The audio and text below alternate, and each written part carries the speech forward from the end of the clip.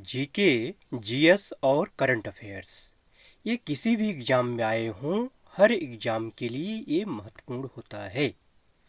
साथियों, आज 28 June first shift के प्रश्नों से हम स्टार्ट करते हैं। पंथी लोकनृत्य का संबंध किस राज्य से है, ये आपको फर्स्ट शिफ्ट में क्वेश्चन पूछा गया था एसएससी फेज 11 के एग्जाम में। ठीक है, तो इसका जो राइट आंसर है वो है छत्तीसगढ़। जी हाँ दोस्तों, पंथी लोक नृत्य का संबंध छत्तीसगढ़ से है। छत्तीसगढ़ के कुछ और नृत्यों के बारे में जान लीजिए। करम है, शुआ नाचा है, पंथी है, गेड़ी है, हुलकी है, ठीक है, और सरहुल, डंडारी, गौरा, ये सब जो है छत्तीसगढ़ के नृत्य हैं और जो बार बार पूछे जाते हैं। अगला प्रश्न पूछा गया था कि फॉरवर्ड ब्लॉक की स्थापना किसने की। तो फॉरवर्ड ब्लॉक की स्थापना नेताजी सुभाष चंद्र बोस ने की, ये इसका राइट आंसर था। ठीक है, यह एक राष्ट्रवादी राजनीतिक दल था। इसकी स्थापना 1939 में हुई। ठीक है, नेताजी सुभाष चंद्र बोस ने इस दल की स्थापना की थी। ठीक है, चलिए इसी लगे हाथ एक चीज और जान लीजिए, जो है आजाद हिंद फौज, जिसके बारे में अक्सर हम चर्चा करते हैं। ठीक है, तो आज़ाद हिंद फौज की स्थापना कब हुई थी? 1942 में हुई थी। महत्वपूर्ण क्वेश्चन है, किसके द्वारा इसकी स्थापना की गई थी? तो रास बिहारी बोस के द्वारा। ये बात ध्यान देने की है, आज़ाद हिंद फौज की स्थापना 1942 में रास बिहारी बोस के द्वारा की गई थी। उन्होंने आज़ाद हिंद फौज का नियंत्रण सुभाष चंद्र बोस को स्थानांतरित कर दिया था। ठीक है, चलिए अगले प्रश्न पे चलते हैं। भारत के वर्तमान मुख्य न्यायाधीश कौन हैं? तो भारत के वर्तमान मुख्य न्यायाधीश हैं डीवाई चंद्रचूड़। ठीक है, धनंजय यशवंत चंद्रचूड़। आप भारत के 50वें सीजीआई हैं। ठीक है, चीफ जस्टिस ऑफ इंडिया हैं।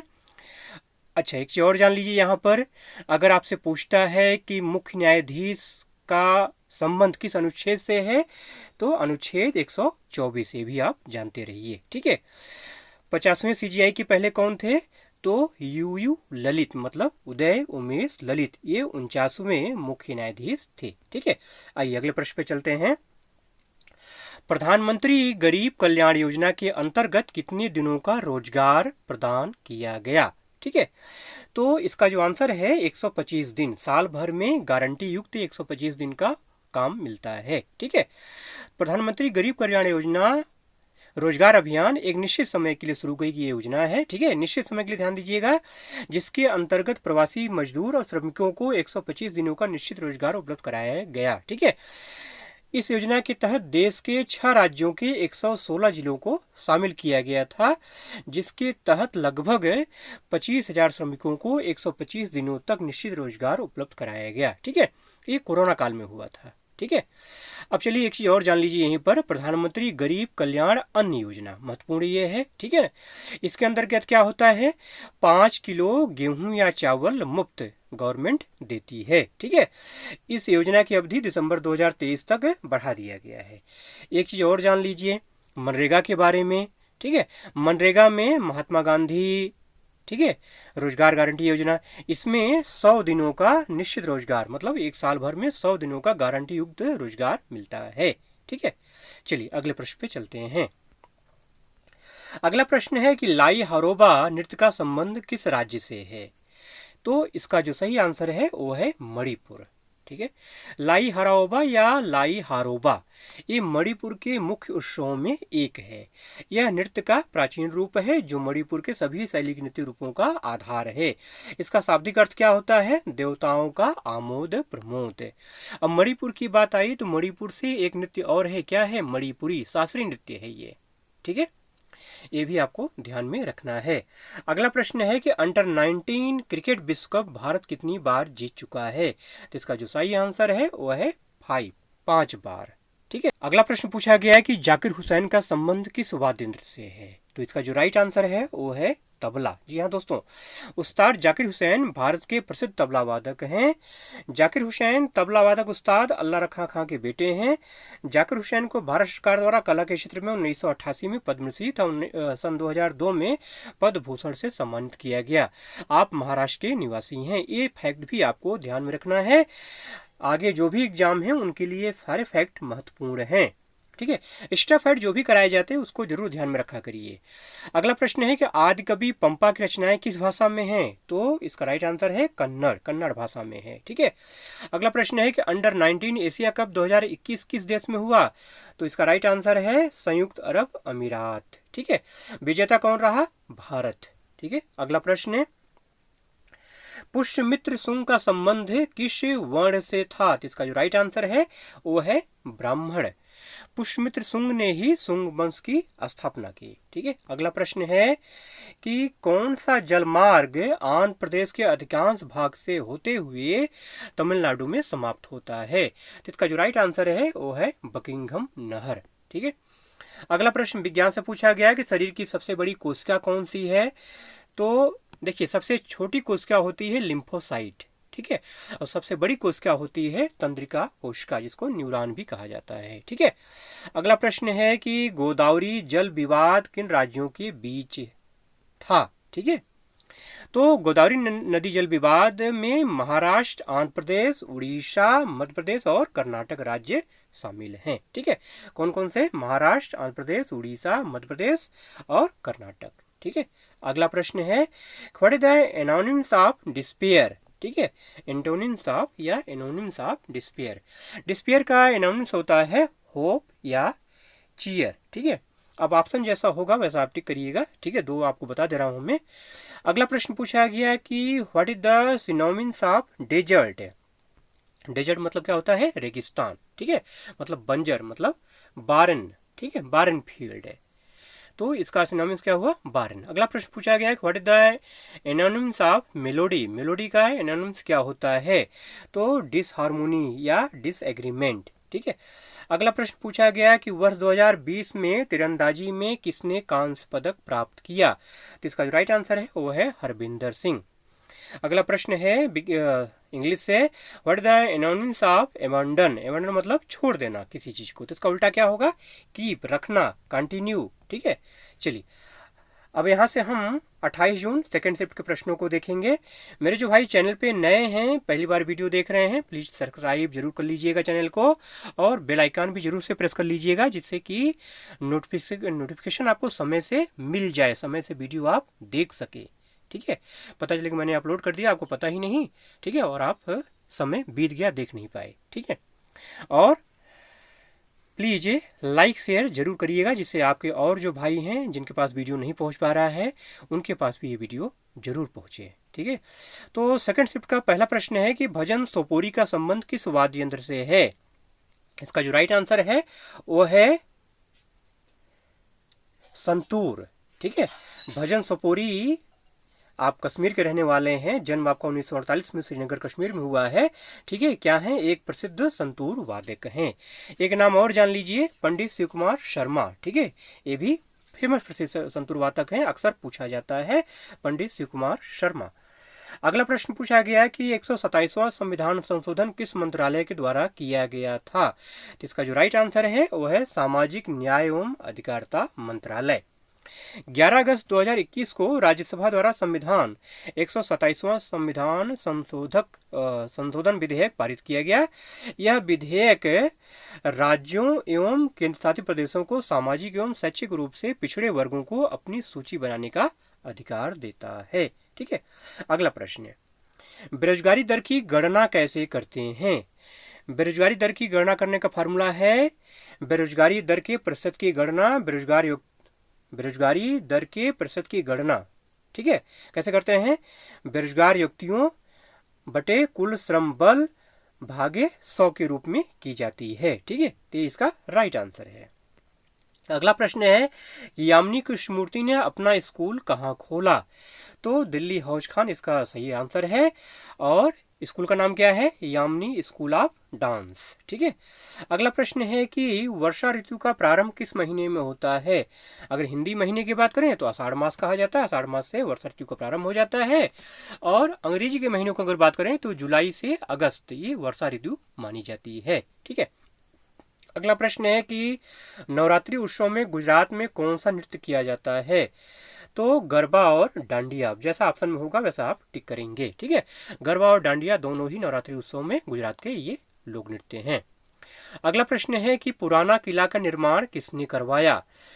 तो पुराना किला नई दिल्ली में यमुना नदी किनारे स्थित प्राचीन दीन पनाह नगर का आंतरिक किला है।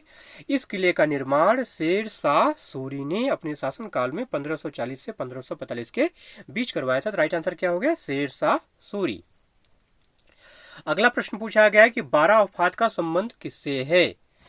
12 वफात का मतलब होता है वह 12 दिन जिसमें पैगंबर का तबीयत खराब रहा और उनकी मृत्यु हुई। ठीक है, इसलिए यह दिन मिलादुन नबी मानने वाले लोगों के लिए, मनाने वाले लोगों के लिए शोक और खुशी दोनों प्रकार का दिन होता है। ठीक है, तो 12 वफात का संबंध किससे है, पैगंबर मोहम्मद साहब से है। ठीक है, अगला प्रश्न है 103वां संविधान संशोधन किससे संबंधित है। EWS आरक्षण इसका राइट आंसर है। 103वां संविधान संशोधन कानून सामान्य वर्ग के आर्थिक रूप से पिछड़े लोगों को 10% आरक्षण शैक्षणिक संस्थानों और रोजगार में मुहैया कराता है। ठीक है, तो इसका राइट आंसर क्या होगा, EWS आरक्षण। ठीक है, अगला प्रश्न है कि 42वां संविधान संशोधन के द्वारा कितने मौलिक कर्तव्य जोड़े गए। ठीक है, तो 1976 में 42वां संविधान संशोधन हुआ था। ठीक है, किसके सिफारिश पर, सरदार स्वर्ण सिंह समिति की सिफारिश पर। ठीक है, तो इसके द्वारा 10 मौलिक कर्तव्यों को जोड़ा गया था, तो 10 इसका राइट आंसर हो गया।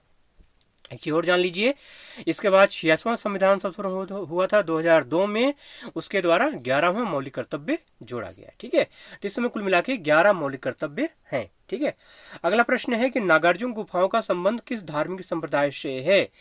तो इसका जो राइट आंसर है वो है बौद्ध संप्रदाय। ठीक है, बिहार में जहानाबाद जिले के मरकदुम्बु क्षेत्र में स्थित बराबर हिल, देखिए महत्वपूर्ण क्वेश्चन है बराबर हिल। ठीक है, बराबर गुफा जो कि 4 गुफाओं के समूह को समेटे हुए है, को सामूहिक रूप से बराबर गुफाएं कहा जाता है। उसका नाम है लोमसरुफी गुफा, सुदामा गुफा, विश्वकर्मा गुफाएं और करण चौफर गुफा। ठीक है, बराबर पौराणिक गुफाओं में से 2 किलोमीटर दूरी पर नागार्जुन पहाड़ियां हैं, जिसमें कि 3 गुफाएं हैं। ठीक है, भारतीय बौद्ध दार्शनिक जिन्होंने शून्यता के सिद्धांत को स्पष्ट किया और उन्हें पारंपरिक रूप से मध्य मार्ग के स्कूल का संस्थापक माना जाता है, जो महायान बौद्ध दर्शन की एक महत्वपूर्ण परंपरा है, से उनका संबंध है किसका, नागार्जुन गुफा का। ठीक है, अगला प्रश्न, निम्नलिखित में से किस पुस्तक का संबंध सलमान रुश्दी से है।